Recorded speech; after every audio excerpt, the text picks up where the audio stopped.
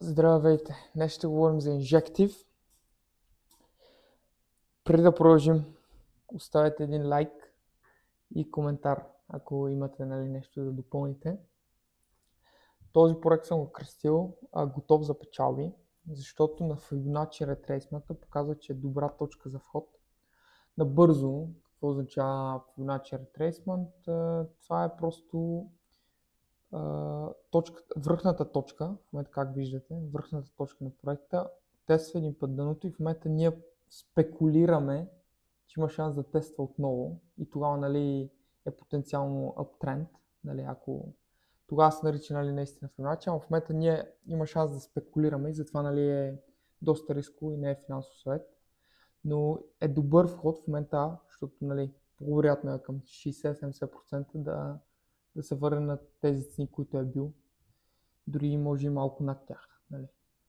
И аз съм оставил тук, че на Fibonacci графиката показва, че между 18 и 20, най-добре аз съм написал 20.75 за entry вход, и един стоп лос, ако търгувате с leverage, аз не бих съветвал, един стоп лос на 15.91 да си оставите. А за изхода, на 34.09. Обяснихме какво означава Fibonacci ретрейсмента, но идентифициране на потенциална подкрепа и съпротива в променливи активи. И това е един вид, например, ако това е върха, там 30-50, стига долу до 18-80, има шанс пак да го тества и чак тогава на трейдерите им говори, окей, може би сега е uptrend. Има шанс да го направи, тогава е Fibonacci ретрейсмент. А ние го спекулираме, че по-възможно да го направи. Затова ние слагаме стоп лос, защото тук е печалба, загуба е 3 към 1. Имате да направите 3 хикс, така. 3 към 1, това означава, че ако сложите стоп лос на 15.91, загубата ще е много по-малко, отколкото потенциалната печалба. И сега за какво друго, инжектив, говорим за него, че е готов за печалби. За проекта в момента е на $19.78. Той е отворения интерес, броят на отворените позиции с leverage също е намалял значително в сравнение с април. От 214 милиона на 72 милиона. Това показва дори на графиката, Injective Future Open Interest.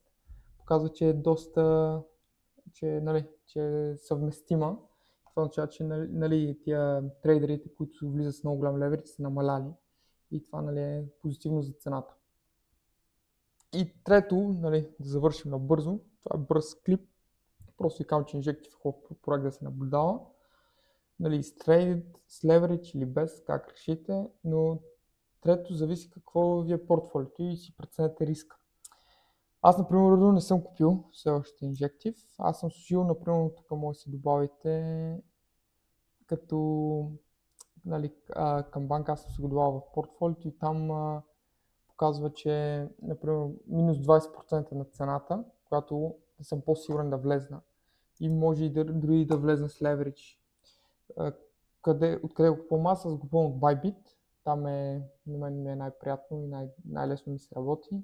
Но иначе общото е това. Разгледайте проекта, Injective е много интересен проект. Със сигурност на Bull Market ще направи интересни неща, но все още няма, мисля, аз съм все още в биткоин. Тия неща ги тествам, колкото да съм готов за алткоин маркета, като дойде аут сезона. Просто влизам с някакви малки суми, вие виждате и там airdroповете и всички тези неща. Те просто са с цел подготвяне и ментално това всичкото. За като дойде да съм достатъчно бърз, за да влезна. И не че съм си изцяло все още в биткоин. Тук главно е само с цел спекулация. И затова в момента съм си дал на минус 20% на цената за вход. Мисля, колкото по-бързо доближи този стоп лос на трейдерите и на тези хора, за да мога да съм сигурен. Но има шанси в момента, ако удари, ако Fibonacci ретресмента е прав, от сега да тръгне между тия 18 и 27, да тръгне до 30 или над $30.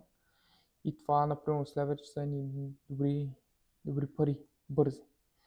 Но да, това не е финансов съвет, направете си риска и да, ще се видим в следващото видео. Надявам се да не го взимате като финансов съвет. И също така не забравяйте да оставите един коментар и един лайк. Добре, благодаря и до скоро.